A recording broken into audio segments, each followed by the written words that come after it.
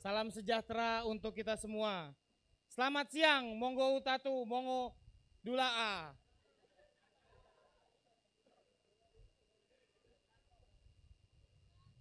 Sehat-sehat semua? Alhamdulillah. Terima kasih sudah hadir di acara Desak Anies di Kabupaten Bone Bolango, Gorontalo.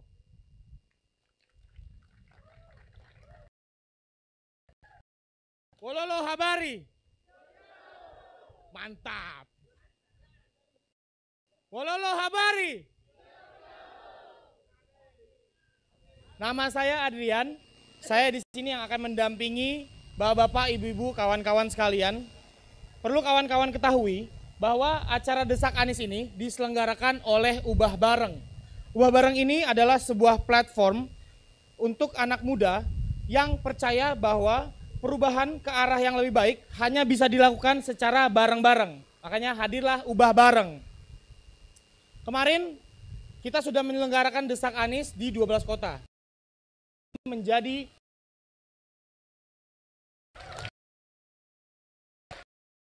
dan spesialnya Gorontalo ini edisi khusus. Ada yang tahu edisi khusus apa? Apa? Iya, edisi khusus petani.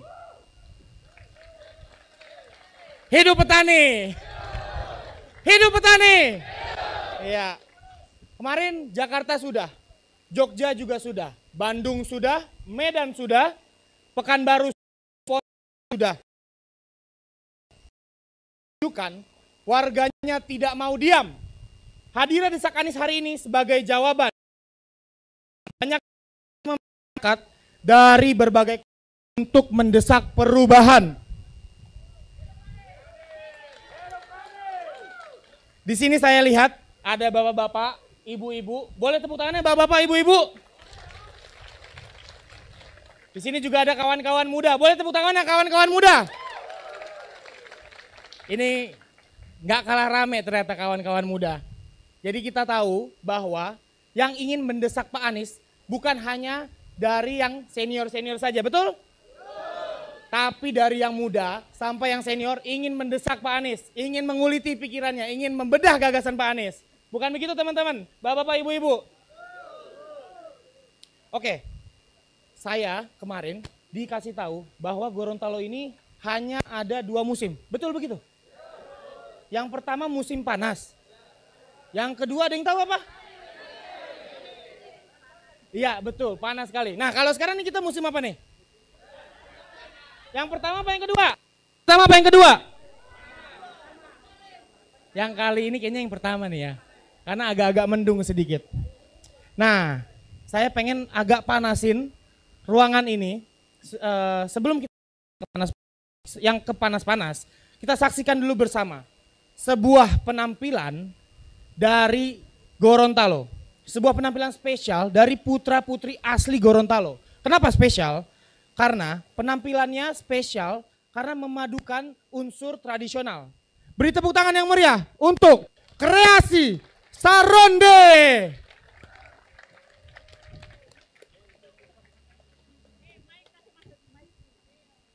Kurang siap Ibu. Terima kasih.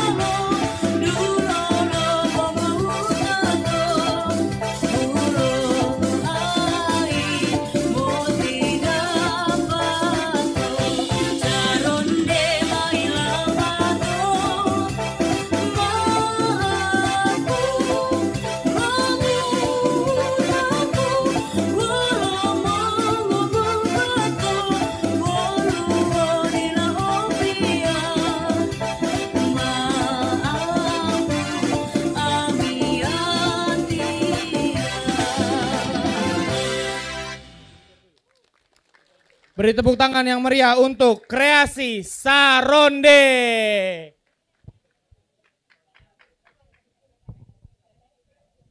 Ya, saya lihat antusias banget nih Gorontalo untuk mendesak Anies. Kok kurang semangat ya?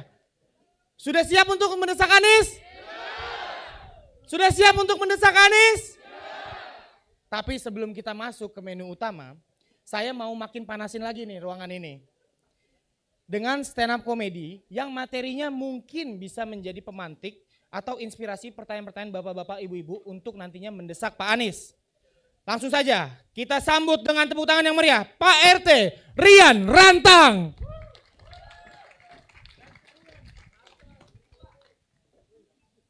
Mana dia? Ada di sini. Setengah mati melari. Assalamualaikum warahmatullahi wabarakatuh. Hello Lohuli, mana dia? Baik, teman semua, Bapak Ibu petani, sahabat-sahabat milenial yang sudah hadir di sini. Dari situ ke sini bahasa Perkenalkan saya Pak RT. Kalau teman-teman lihat di media, itu adalah saya, seseorang yang menjabat di media sosial. Gode. Dan saat ini bobot berat badan saya itu 105 kg. Artinya Bapak dan Ibu kalau misalnya ukuran baras 2 koli itu harus tambah 5 kilo. Nah itu saya. Kadang-kadang kalau orang babonceng, mendingan kadang pakai kamar itu motor. Tapi kadang-kadang kalau saya yang naik motor, motor besar jadi kecil. Kira-kira begitu brother ya? Oh, aman. Teman-teman sekalian, sayangnya Mas Anies belum di sini ya. Sebenarnya kalau Mas Anies di sini, saya mau tanya sama Mas Anies. Mas Anies. Loba udah hui. Angkat tangan yang palato nyawa. Ada. Oh lu? Tidak ada ya. Karena jawaban-jawaban cerdas selalu memberikan ruang yang spesial di hati kita Bapak dan Ibu. Tepuk tangan dulu untuk kita semuanya.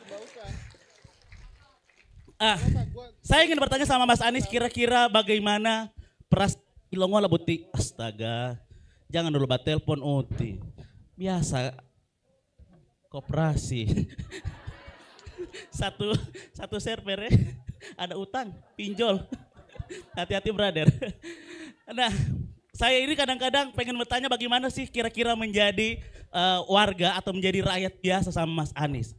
Karena kadang-kadang ketika sebelum menjadi rakyat biasa kan sudah pernah menjabat sebelumnya menjadi pemimpin di daerah, di salah satu daerah di pusat kota. Dan saya pengen tahu kira-kira bagaimana rasanya menjadi masyarakat biasa. Semoga ini bisa ditayangkan oleh teman-teman media. Kalau boleh jangan cuma di Gorontalo, di nasional odong. Ali dia mau untuk ngamaling di Gorontalo bos. Oke. Saya ingin tahu kira-kira kalau Mas Anies jadi seperti itu, kira-kira bagaimana rasanya? Supaya beliau juga tahu menjadi rakyat biasa itu kadang-kadang orang tidak dianggap. Sepakat? Dari tadi saya ada duduk di situ, dia tidak kasih kursi OT. Ambil minta kopi nanti ada baku bagi dengan sampai taman. Tapi tidak apa-apa. Semoga ini bisa menjadi aspirasi. Dan teman-teman sekalian, misalnya hari ini adalah hari kita mau bertanya sama Mas Anies, tolong usahakan pertanyaan-pertanyaannya adalah pertanyaan-pertanyaan yang benar-benar bisa mendesak pemikiran seorang Anies Baswedan untuk bisa membangun Gorontalo untuk Indonesia. Boleh ya? Boleh? Nah, saya tentunya juga di sini tidak sendiri karena biasanya kalau stand up comedy itu di Gorontalo saya pribadi agak susah. Nah, saya ada baku baku dengan saya Om, tapi ini masih kakak. Lupoyo, aduh hemo popate-pate madelo sikna. Halo, halo. Dan ini adalah sahabat saya. Kita sambut sama-sama.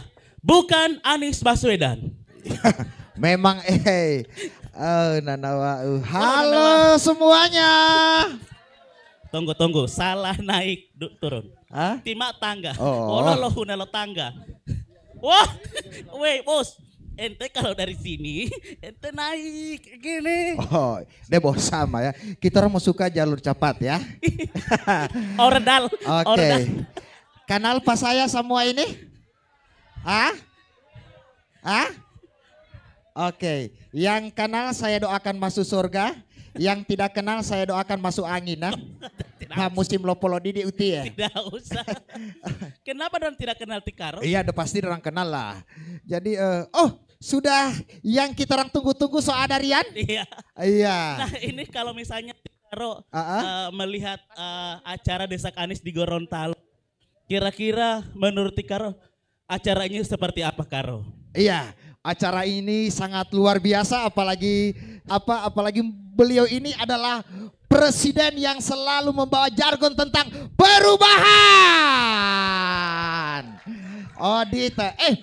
Untung tipe Anies itu kan akronimnya kan adalah Amin. Amin, iya. Amin itu Kadang-kadang singkatan jadi masalah dari di tempat lain. Anies Muhaimin. Anies Muhaimin. Coba kalau dia wakil itu Temisran. Misran. Sampai Siapa itu Misran? Temisran kita petaman. Pasti dia akronim itu adalah Amis. Amis. Anis. Anies Misran. Disingkat jadi Amis. Berarti Panguto ya. Begitu juga. Untung calon wakil presiden itu adalah Pak Caimin. Ya, Muhaimin. Coba kalau ada Lemisran. Siapa itu? Tesamin. Jadi Amin Anies Samin disingkat jadi Anies Samin disingkat Anies jadi Asam. Anies Samin. Disingkat Jadi disingkat Asam. Oke. Iya. Cuman alhamdulillah Amin itu akronim jadi dari Anies Muhaimin. Jadi Amin. Jadi cocok sekali Karo ya. Iya. Coba kalau misalnya, ini misalnya Ya. Pak Anies Baswedan belum ada pasangan. Paling gagah Pak Anies Baswedan itu berpasangan dengan Pak Rahmat Gobel. Pak Rahmat Gobel. Iya. Jadi Disingkat apa jadi arah perubahan. Oh, arah perubahan. Iya. Oke. Jadi dua-duanya membawa perubahan. Jadi, perubahan. arah perubahan untuk Indonesia dari Pak Anies Baswedan dan arah perubahan untuk Gorontalo dari Pak Rahmat Gobel. Betul. Kita berikan tepuk tangan. Terima kasih. Iya. Karo, dan ternyata cek tipe Anies ini dia juga sebagai rektor pada masanya, juga sebagai guru. Jadi ini luar biasa sekali Karo. Iya. Dan dia ternyata sudah menjadi Nanawau berkarisma sekali ya. Iya. Nah, salam perubahan. Iya. Jalan berdua. Anies Baswedan, Rahmat Gobel. Jadi Disingkat dengan arah perubahan ya. Oke ya. Oh, foto dulu ya. Iya. Jadi Mas Anies kurang lebih ada 1.500 pertanyaan yang sudah disiapkan oleh teman-teman semua. 1.500 Mas. 1.500. Mudah-mudahan debat tadi malam tidak mempengaruhi ya. Iya. Santai sekali soalnya Mas. Nonton Mas. Nonton Pak. Nonton kita. Jadi alhamdulillah kita nonton. Nonton orang lain kena asam urat. Darah tingginya naik. Mas Anies. Aduh. Jadi insya Allah kita sudah di hati ya. Oh iya. Di hati mana? Di hati mana? Di hati kita semua yang ada di sini. Oke. Ya. Kalau jadi seperti itu karena tamu kita sudah datang, jadi kita harus sampaikan juga sama Mas Anies bahwa di Gorontalo itu hanya ada 2 musim Mas yang sangat populer, yaitu panas dan panas sekali. Panas dan panas sekali. Jadi selamat datang di Gorontalo dan tentunya saya Rian Rantang dan saya Karo Purogege. Kami undur diri, sampai jumpa lagi. Assalamualaikum warahmatullahi wabarakatuh. Ya, itu dia performance dari stand up komedian. Beri tepuk tangan yang meriah.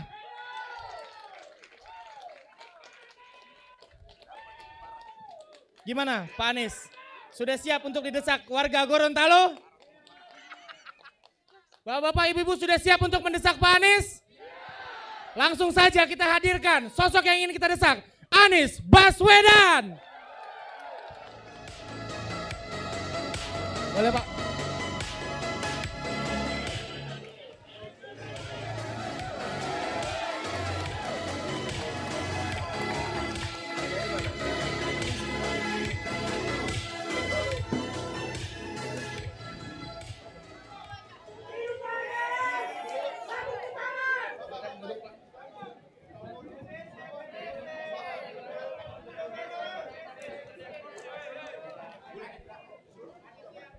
Ya, bapak-bapak, ibu-ibu boleh duduk supaya yang di belakang kelihatan, supaya yang di belakang juga bisa nonton. Mohon.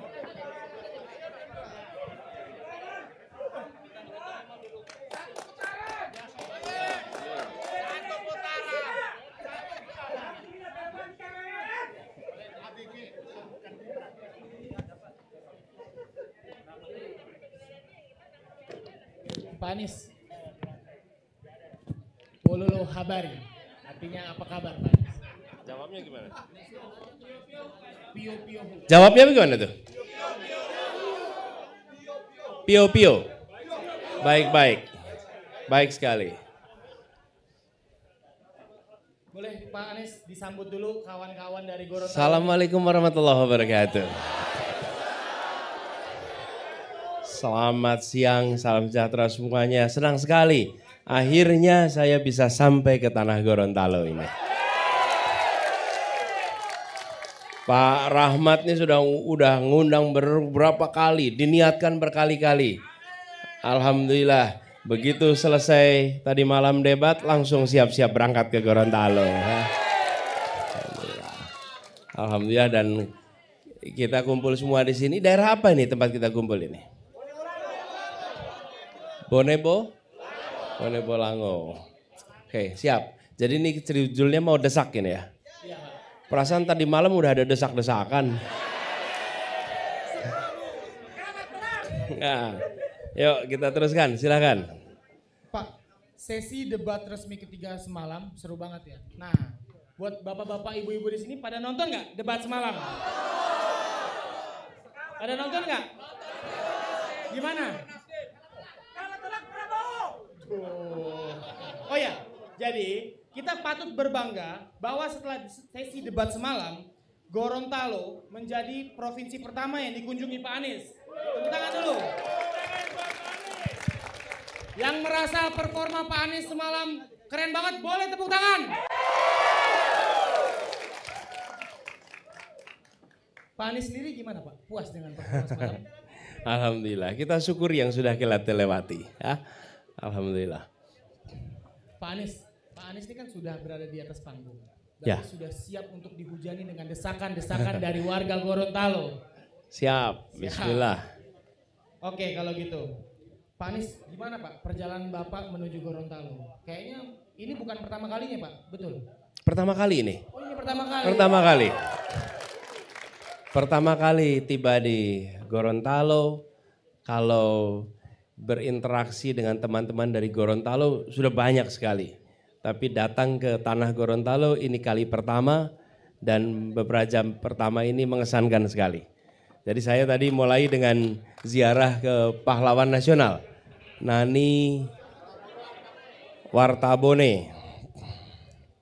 Dan kemudian tadi saya bilang bahwa di Gorontalo ini kami merasakan ada banyak orang-orang yang berjasa. Ini kita mengobrol pakai bahasa Indonesia. Ada orang-orang yang berjasa. Siapa misalnya? JS Badudu.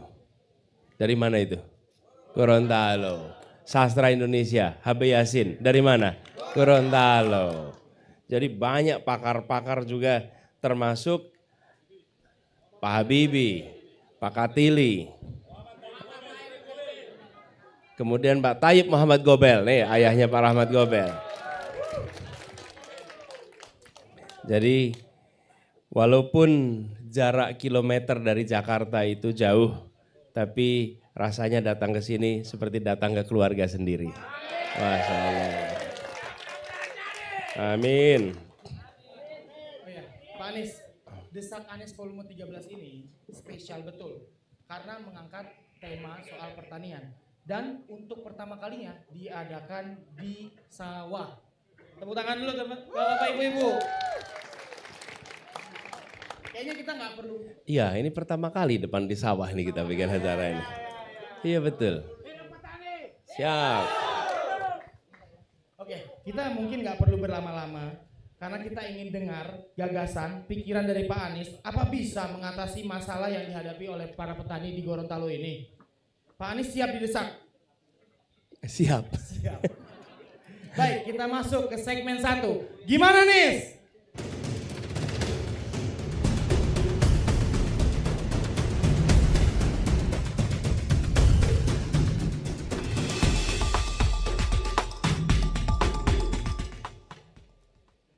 Ya, untuk segmen 1 kali ini Pak Anies akan diberi pertanyaan tentang isu-isu yang relevan dengan keadaan Gorontalo dan isu-isu nasional yang relevan sekarang.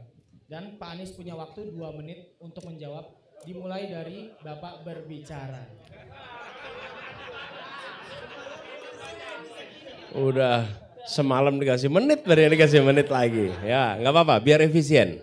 Oke, kita langsung aja Pak Anies ke pertanyaan Dan pertama. biar nggak bisa bilang bahwa nggak cukup waktunya.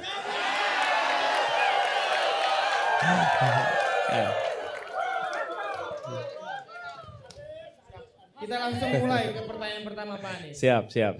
Selamat datang di Gorontalo Pak Anies. Bapak ini capres pertama yang datang ke tanah Gorontalo. Ini tentunya membuat bangga masyarakat Gorontalo. Sekaligus bertanya-tanya, pemilih di Gorontalo ini kan jumlahnya tak banyak Pak Anies. Jaraknya juga jauh. Apa alasan Bapak jauh-jauh datang ke Gorontalo? Ketika datang dan bertemu dengan rakyat Indonesia, maka itu bukan soal jumlah, tapi soal bagaimana kita berjuang bersama untuk Indonesia lebih baik bagi seluruh rakyat Indonesia. Jadi bukan soal jumlahnya, dan Gorontalo ini kami datang khusus karena di sini terkenal dengan produk pertaniannya. Bagaimana Gorontalo punya potensi yang sangat besar. Kita tahu ada jagung, ada coklat, ada kelapa, dan singkong. Dan singkongnya di sini berhasil. Singkongnya berhasil. Iya. Tidak perlu pakai food estate di sini. Petani-petani membangun singkong dan berhasil. Jadi kalau gitu kita melihat ini contoh. Ketika alokasi anggaran diberikan untuk petani melalui pupuknya, melalui dukungan-dukungan yang lain, itu jauh lebih optimal daripada kita membangun sebuah food estate. Dan Gorontalo kami datang, kami berharap bisa membawa pesan dari Gorontalo untuk seluruh Indonesia. Tidak perlu food estate, tapi biarkan para petani didukung dan mereka akan bisa berproduksi yang baik untuk kebutuhan kita. Dan alhamdulillah panennya berhasil. Nah, kalau gagal baru omon-omon. Ya kan? Nah, kalau berhasil enggak perlu omon-omon. Ya, udah cukup. 2 menit cukup. Siap, itu dia tadi jawaban dari Pak Anies. Pak, omon-omon. Maksudnya omong-omong. Bapak kan sudah datang ke Gorontalo. Ya. Kita bicara konkretnya aja nih Pak. Ya. Memangnya apa program konkret yang ingin Bapak lakukan di Gorontalo? Ya. Silakan. Gini, tadi saya sampaikan di Gorontalo ini memiliki potensi pertanian. Artinya ada kekuatan alam yang baik yang bila dimanfaatkan dia akan memberikan manfaat. Yang kedua adalah kemampuan dari penduduknya untuk mengolah pertaniannya. Nah, yang harus kita tumbuhkan apa? Kota di tempat ini. Bagaimana Gorontalo, khususnya kota Gorontalo, tumbuh besar menjadi kota agropolitan. Saya sampai bikin ini ya nih contohnya, mana nih? Ini dia nih. Ini kita udah ada rencananya nih. Gorontalo agropolitan. Sebuah kota, sebentar pelan-pelan, nanti muter 360 derajat ya. Ini sebuah kota di mana disiapkan infrastrukturnya untuk bisa menopang kegiatan pertanian. Yang kedua, meningkatkan nilai tambah atas produk pertanian.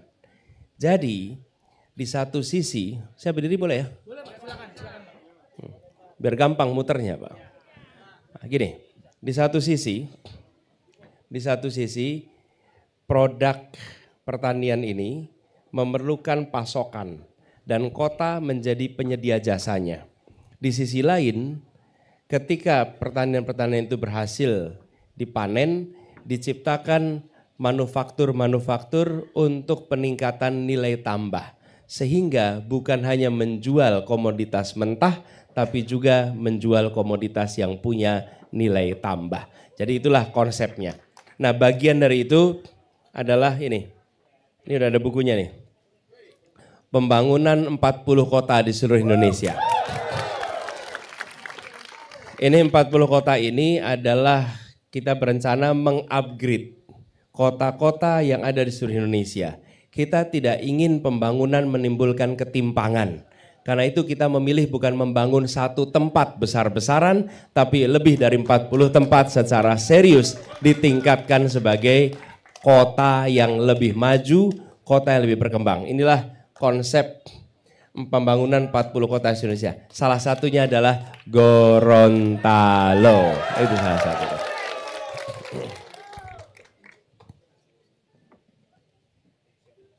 Ya, itu dia tadi jawaban dari Pak Anies. 2 menit ya. Pas. Nah, boleh kakak-kakak, boleh minta kesediaannya untuk duduk biar teman-teman yang di belakang juga ikut kelihatan dan juga ikut bisa nonton Gini, acara ini. kalau mau di bawah sini nggak apa-apa, diisi aja nih. Yuk, lebih dekat. Lebih dekat. Boleh aja dekat. Dekat nggak apa-apa. Maju nggak apa-apa.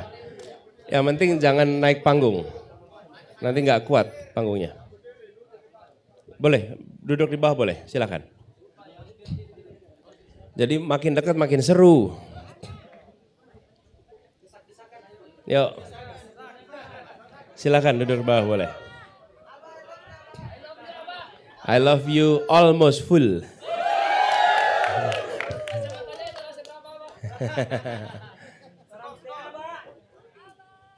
Siap. Pak, kebetulan banget nih Pak. Di sini juga ada Bapak Rahmat Gobel. Mungkin saya boleh tanya ke Pak Rahmat juga ya Pak? Iya, Kira-kira betul. pembangunan apa yang nantinya akan ada di Gorontalo Pak? Boleh Pak? Naik. Silakan Pak Rahmat.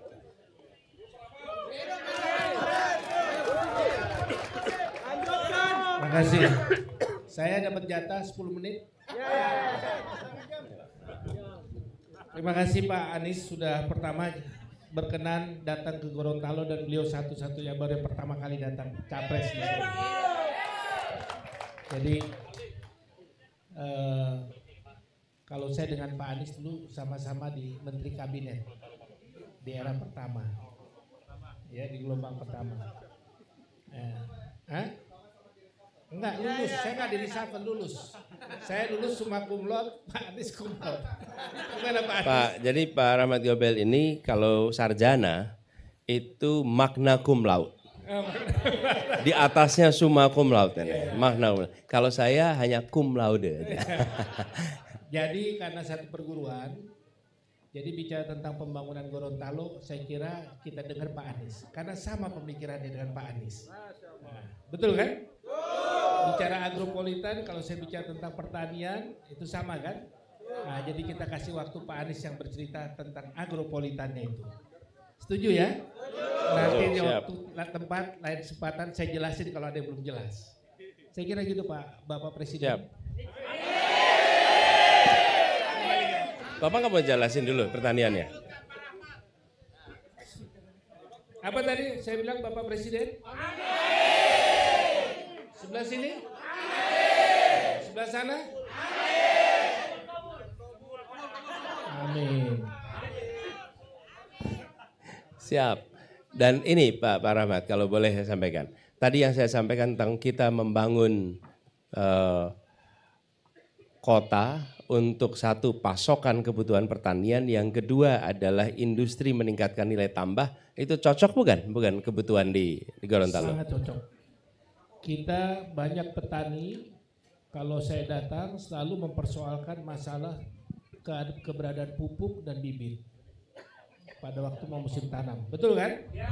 Kakao ini dalam rangka pengurangan emisi. Program dari Jepang, Pak. Hasilnya diambil oleh mereka, diolah dan dicoba dipasarkan di Jepang. Dan pada waktu itu mendapat respon yang cukup positif.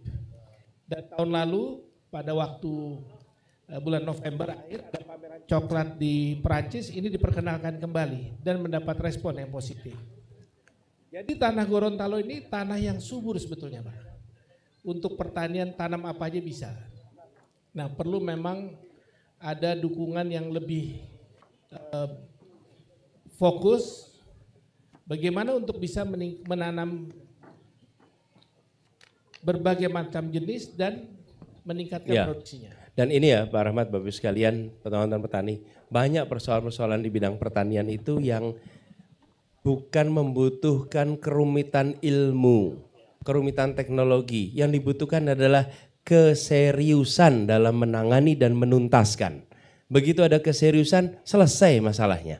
Tapi kalau tidak dikerjakan dengan serius, tidak selesai. Insya Allah nanti kita seriusi untuk bereskan persoalan ini.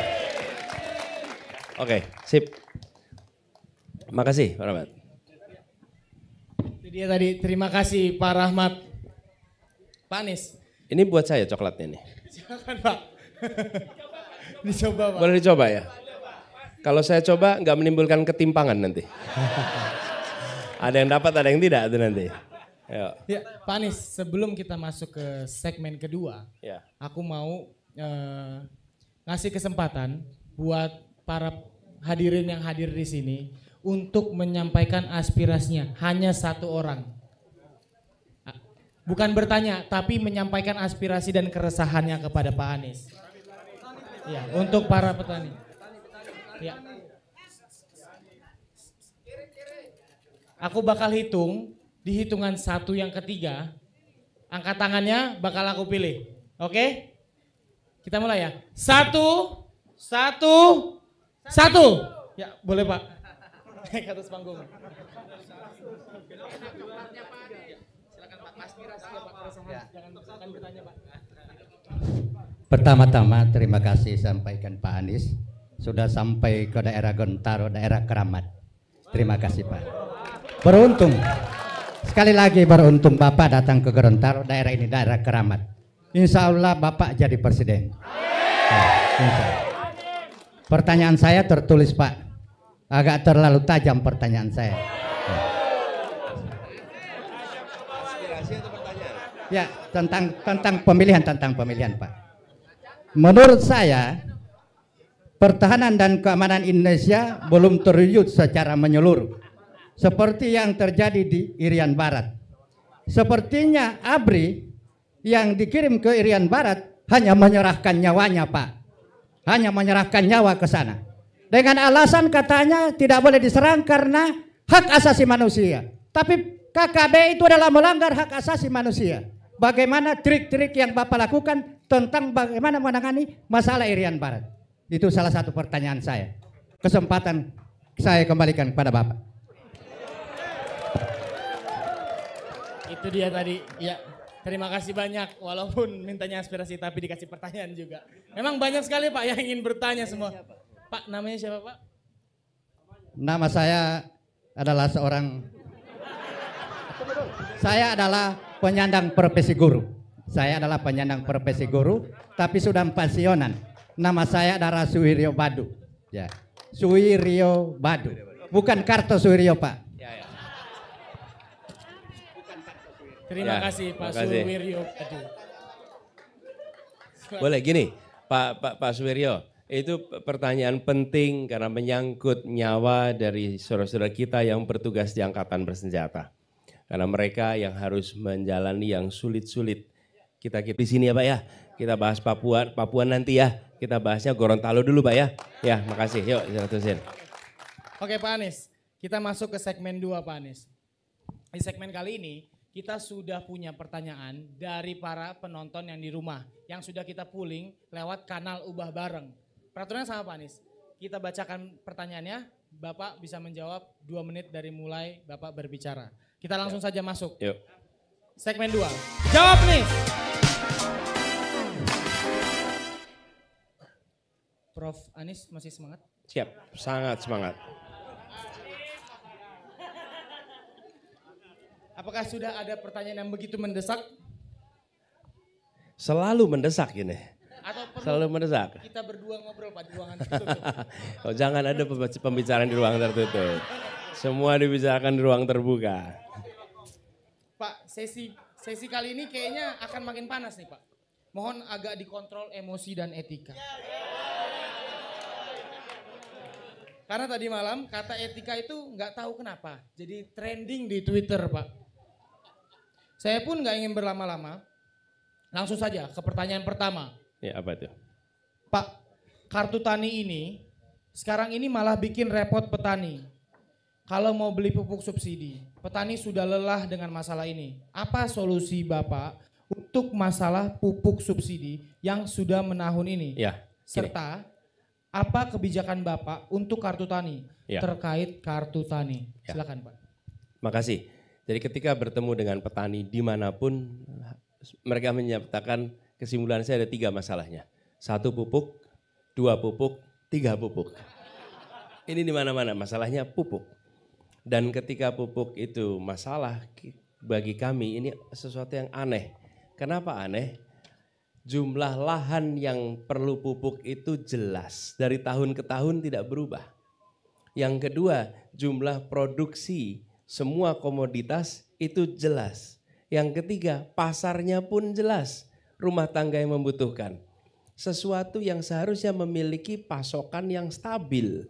Dan disinilah kemudian kami melihat perlu ada regulasi yang lebih sederhana. Dan termasuk dengan kartu tani.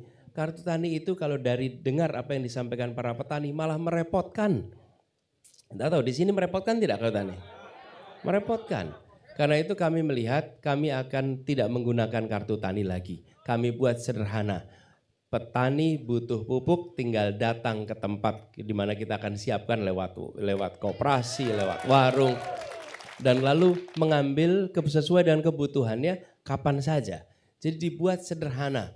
Dan kami ingin agar para petani yang mereka sering mengatakan, Pak, kami itu nggak usah dikasih kartu tani. Udah jelas kami ini perlu subsidi. Sudah jelas kami ini nggak mampu untuk beli pupuk non subsidi. Udah jelas, jadi kenapa kami harus dikasih kartu lagi? Jadi kami akan sederhanakan sehingga petani dapat mengambil pupuk kapan saja sesuai kebutuhannya di saat mereka sedang bercocok tanam. Begitu ya. Siap, itu dia tadi dari Pak Anies. Kita langsung Pak ke pertanyaan selanjutnya. Saya mau nanya agak sensitif nih Pak. Tapi abis ini saya masih bisa salaman gak Pak? Masih bisa salaman, aman. Begini Pak, setelah gagal nanam singkong, sekarang ada lagi nih. Berita dari proyek food estate Kementerian Pertahanan di Kalimantan Tengah. Baru-baru ini proyek itu dapat anggaran 54 miliar untuk menanam jagung. Tapi anehnya tanahnya diambil dari tempat lain pakai polybag. Jadi jagungnya tumbuh dari tanah lain yang ada di polybag. Gimana tanggapan ini akan membawa keuntungan juga bagi petani? Silakan. Ya, coba lihat petani di Gorontalo. Bisa nanam singkong tanpa perlu polybag.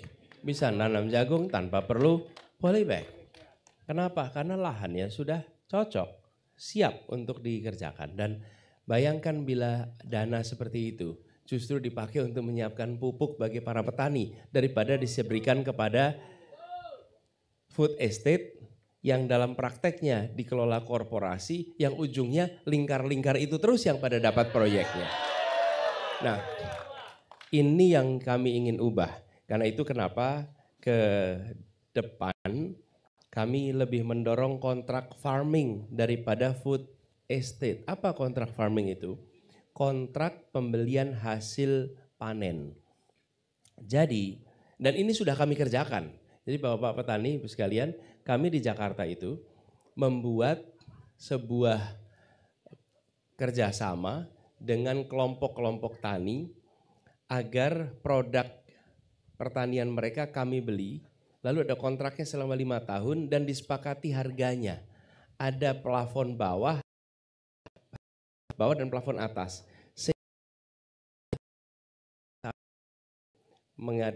Berproduksi. Dan bagi kami ada kepastian juga untuk bisa mendapatkan dengan harga yang aman. Nah, pola seperti ini yang kita akan lakukan. Bukan dengan pola food estate yang dalam kenyataannya membuka lahan baru, punya dampak lingkungan, sementara bibit yang ditanam tidak bisa tumbuh, uang negara dialokasikan dan tidak kembali dengan optimal. Jadi kami percaya dengan pola kontrak farming ini insya Allah bisa kita lakukan juga di Gorontalo Sehingga petani di Gorontalo punya rasa tenang atas produk pertaniannya. Gitu. Oke. Pak, ada pertanyaan selanjutnya nih Pak. Saya mau nanya soal yang masih hangat dari debat semalam. Boleh kan Pak? Masih debat semalam juga ya? Ada capres Pak yang bilang, lemah akan ditindas seperti di Gaza. Pas dengar itu banyak orang-orang yang kurang cocok Pak. Saya lihat itu di media sosial banyak sekali yang merasa kurang cocok dengan kalimat itu Pak. Gimana tanggapan Bapak? Gini, ini bukan soal lemah. Palestina itu adalah sebuah tempat di mana di situ ada politik apartheid. Di situ ada pendudukan. Di situ ada penindasan. Jadi ini yang harus kita perjuangkan. Dan kalau dikatakan Gaza itu lemah, tidak. Gaza itu hebat, tangguh. Kalau tidak bisa bertahan seperti sekarang ini. Siapa bilang dia lemah? Tidak bisa dimasuki sampai sekarang. Mereka memiliki daya juang yang membuat dunia itu terheran. Di situ kita ditunjukkan bagaimana dengan kekuatan semangat jihad yang luar biasa. Di Gaza. Jadi jangan pernah mengatakan Gaza itu lemah, Gaza itu kuat, Gaza itu jadi di sana adalah sebuah praktek penindasan, praktek apartheid, praktek pendudukan. Dan itu yang harus kita perjuangkan. Jadi saya tidak sependapat kalau dikatakan Gaza itu lemah. Justru dunia belajar ketangguhan Gaza dan berpuluhan tahun kita saksikan sekarang ini. Gitu. Ini waktunya masih banyak nih Pak. Oke, itu dia tadi jawaban dari Pak Anies. Pak Anies, saya ini dari tadi salah fokus nih Pak. Bukan ke Bapak, tapi ke bajunya nih Pak. Boleh Pak cerita sedikit soal bajunya nih Pak? Spill. Ini kutipan orang Gorontalo nih. Berdiri nih. Yuk, dibaca aja nih. Nih.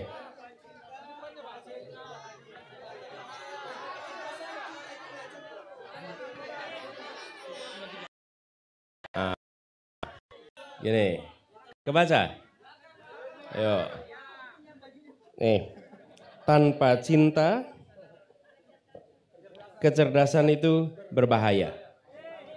Tanpa kecerdasan, cinta itu tidak cukup. Jadi, cerdas dan cinta itu kombinasi yang dahsyat untuk kita punya ikatan yang baik. Jadi, punya cinta dan punya cerdas. Amin. Dari tadi pas Bapak ngomong saya salah fokus Pak ke situ. Keren banget kata-katanya Pak. Dan ini bikinan dari Ciki namanya.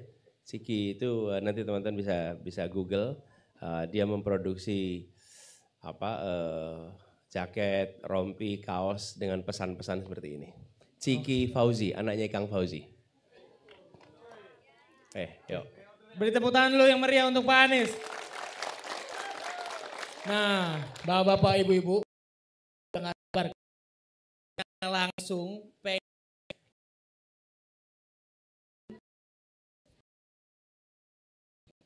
ke segmen 3. Tanyain Anies.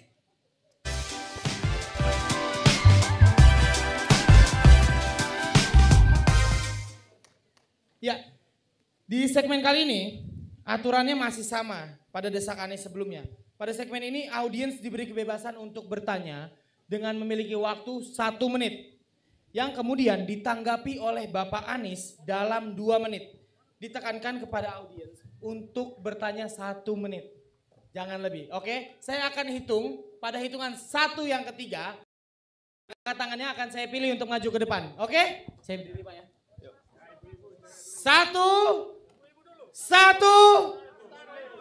1. Ya, kakak ini.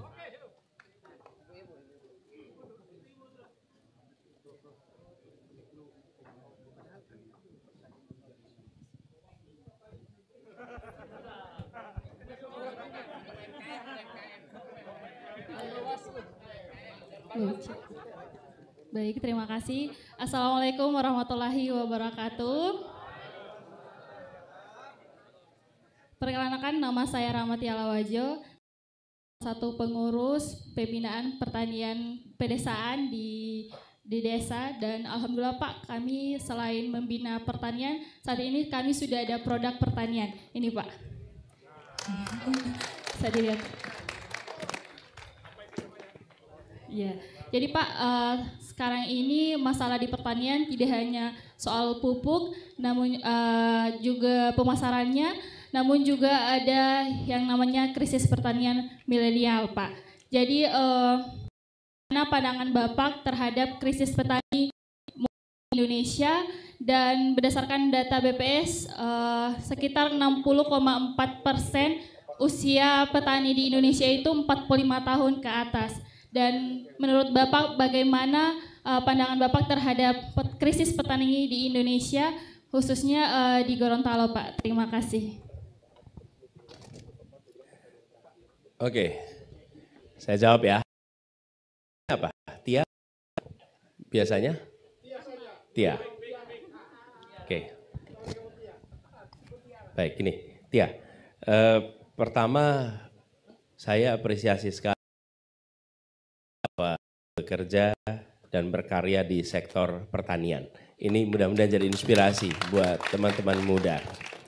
Nah, sebetulnya salah satu sektor yang akan terus dibutuhkan selama manusia namanya pangan.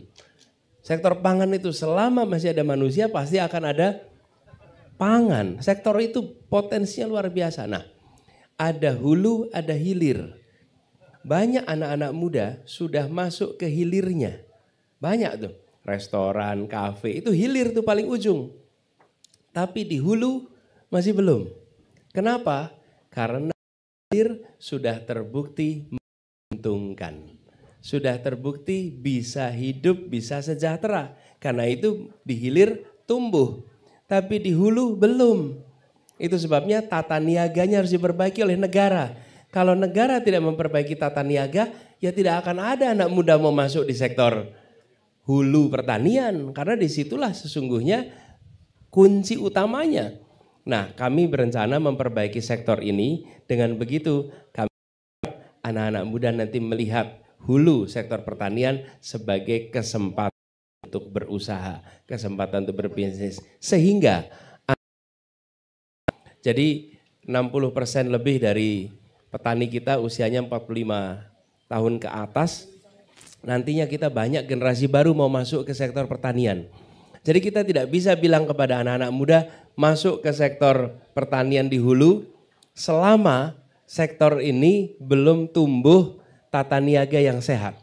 Selama itu belum, akan sulit sekali. Insya Allah nanti perbaiki tata niaganya, saya yakin anak-anak muda akan berbondong-bondong masuk ke dalam sektor ini. Terima kasih. Pas 2 menit. Baik, terima kasih Pak. Ada satu lagi Pak. Kera apa yang harus dimusnahkan di bumi ini? Apa? Kera apa yang harus dimusnahkan? Keraguan memilih Pak Anies. Baik, itu saya Pak. Terima kasih. Terima kasih. Ya, Pak. Mana HP? HP-mu mana? Ambil selfie. Ya udah, yuk langsung fotoin. HP-mu mana? Nyalain aja HP-nya. Nah, sini. Nah. Kau pegangin. Nah.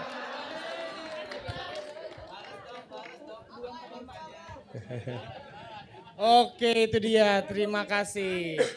Tadi dari sisi sebelah sini, sekarang kita kasih kesempatan untuk yang sebelah sini. Yang tua. Dalam hitungan 1 yang ketiga ya. Duduk dulu Pak, sabar dulu Pak. Oke, di hitungan 1 yang ketiga, sabar dulu Pak. 1, sabar Pak. 1. Ya, Bapak silakan Pak.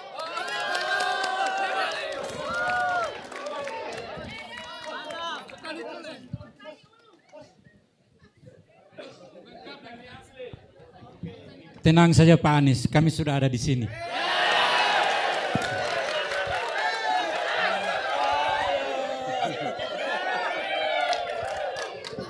Perkenalkan Pak, nama saya Budi Sutamin Ibrahim, petani milenial Gorontalo.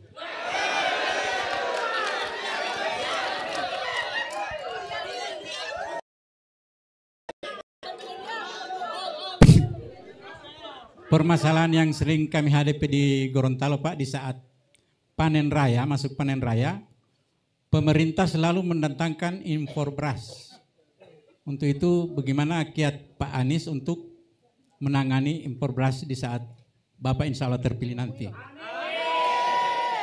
Begitu juga Pak yang selalu kami rasakan di saat pengolahan kami sulit untuk mendapatkan solar.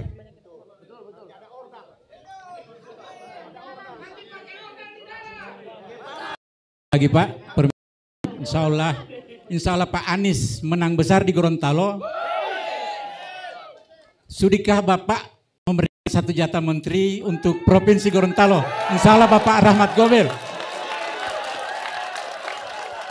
Demikian Pak. Hidup Pak Rahmat.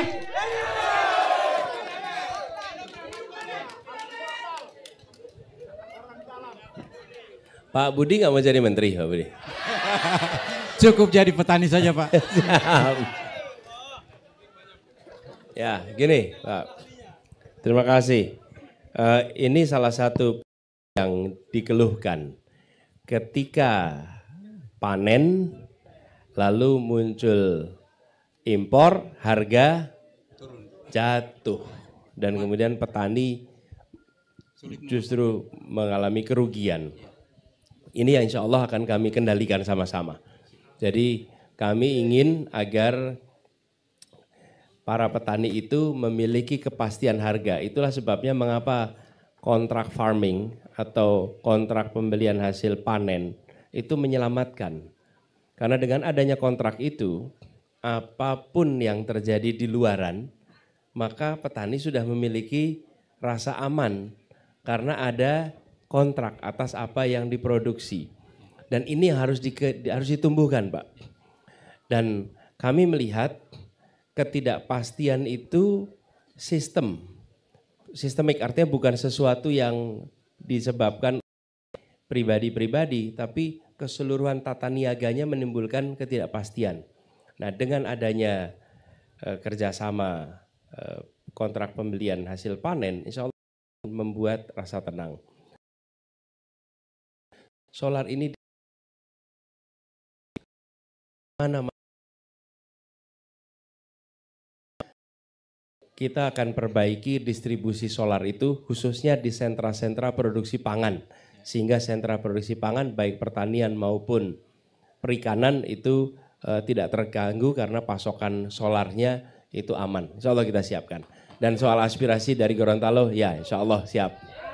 Amin, amin. Terima kasih. Mohon izin foto Pak. Makasih Pak Budi. Yuk Pak Budi, mana HP-nya Pak Budi?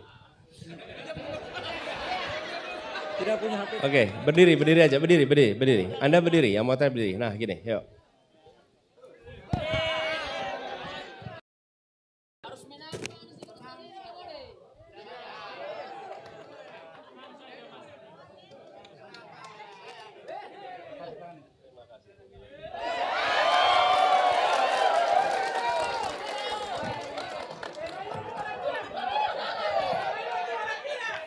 Iya. Itu pelukannya hangat Pak, cuman capingnya tajam Pak. Kita cipika-cipiki lupa belum coba caping. Saya pernah mengalami, Satu ketika saya bertemu dengan orang yang pakai helm tapi dia tidak sadar kalau pakai helm. Jadi dia menyeruduk, dia peluk saya itu benturan di kepalanya, Masya Allah. Kan kalau lagi pakai helm nggak inget pakai helm kan? Wah itu, lain kali saya harus pakai helm juga nanti ya. Bisa jadi Pak. Oke. Nah, masih pada mau nanya nggak? Masih pada mau nanya? Oke, tadi sebelah sini udah. Sekarang kita kasih kesempatan dulu buat yang di sebelah sini. Ya, di hitungan yang ketiga ya. Satu. Ya, mbaknya boleh mbak.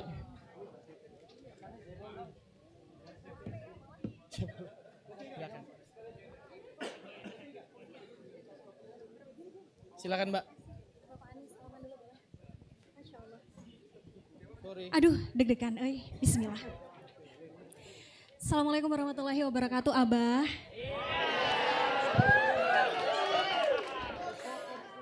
Abah,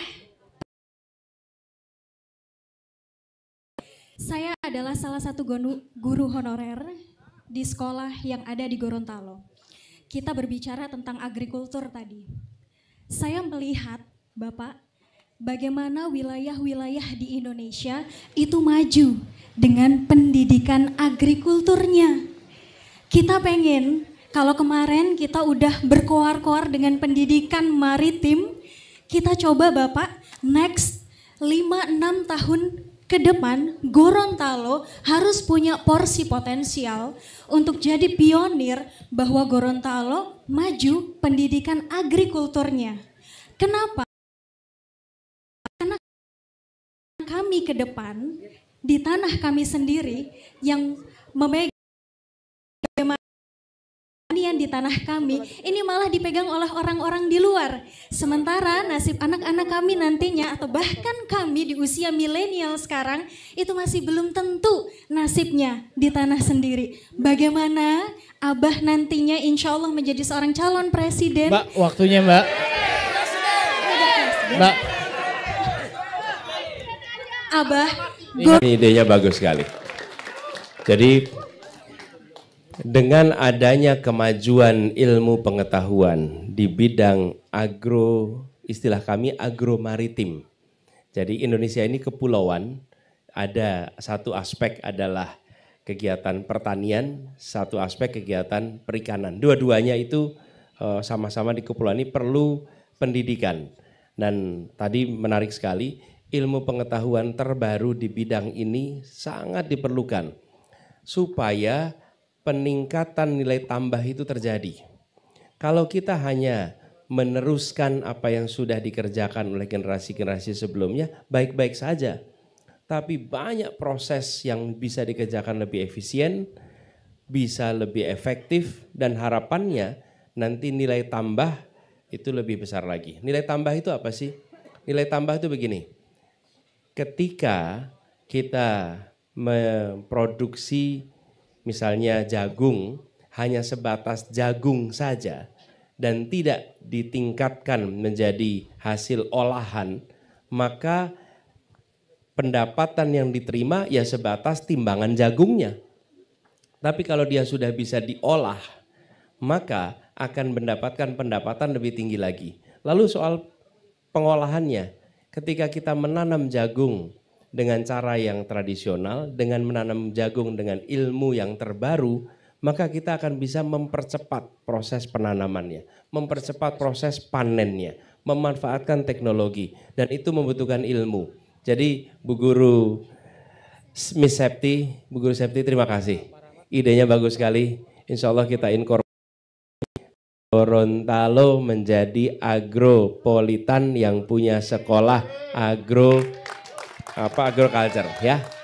Terima kasih.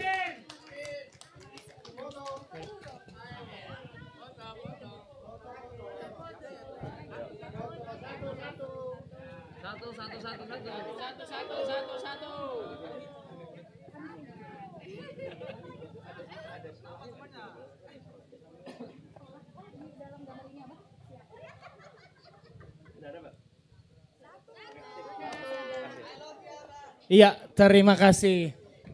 Itu dia tadi pertanyaan terakhir dari sesi yang kali ini. Pak Anies.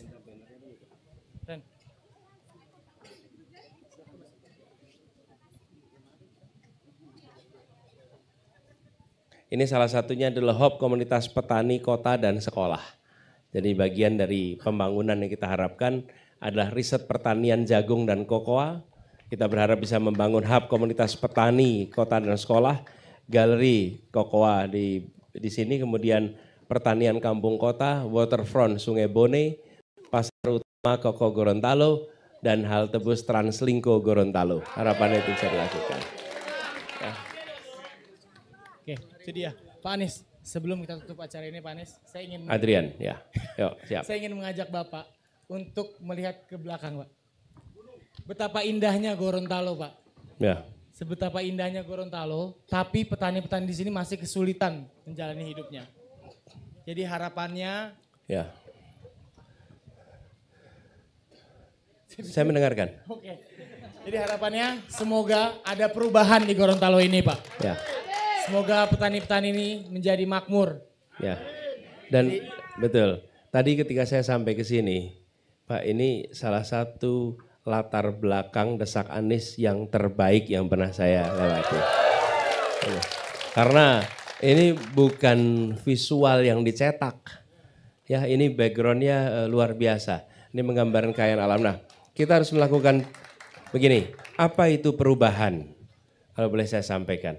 Perubahan itu adalah ikhtiar kita mengubah harapan jadi kenyataan. Kita punya harapan, tapi harapan itu tinggal harapan bila kita tidak bekerja untuk membuat harapan itu jadi kenyataan. Nah, kita ingin agar para petani di Gorontalo bisa menjadi petani yang mampu menabung. Mampu menabung. Saya sering sampaikan, ukurannya apa sih berhasil itu? Bila petani bisa menabung. Selama petani belum bisa menabung, berarti petani belum sejahtera. Apalagi petaninya tekor. Betul tidak? Terjebak hutang A, B, C, D, F, G, ketika mereka panen, hasilnya dipakai untuk membayar hutang. Ya, dan itulah yang terjadi di mana-mana. Jadi kami ingin melakukan perubahan itu, tata niaga ingin kita seriusi, dan harapannya nanti dari Gorontalo kita bisa punya contoh. Sebuah kawasan pertanian yang memiliki produktivitas yang tinggi, kesejahteraan petani yang tinggi, anak muda yang mau menjadi petani, sekolah pertanian yang maju, ekosistem kota pertanian yang menopang, dan Gorontalo bisa jadi contoh untuk Indonesia. Insya Allah. Ya, itu dia Pak. Beri tepuk tangan dulu yang meriah untuk Bapak Anies Baswedan. Tepuk tangan ini menjadi penanda berakhirnya acara Desak Anies ke-13 di Gorontalo. Bapak, Ibu-ibu. Doakan, insya Allah perubahan bisa terjadi. Dan insya Allah perubahan membawa kebermanfaatan bagi seluruh rakyat Indonesia. Dan doakan ini bukan menjadi kunjungan yang terakhir ke Gorontalo. Insya Allah nanti datang lagi ke Gorontalo ya. Terima kasih. Assalamualaikum warahmatullahi wabarakatuh.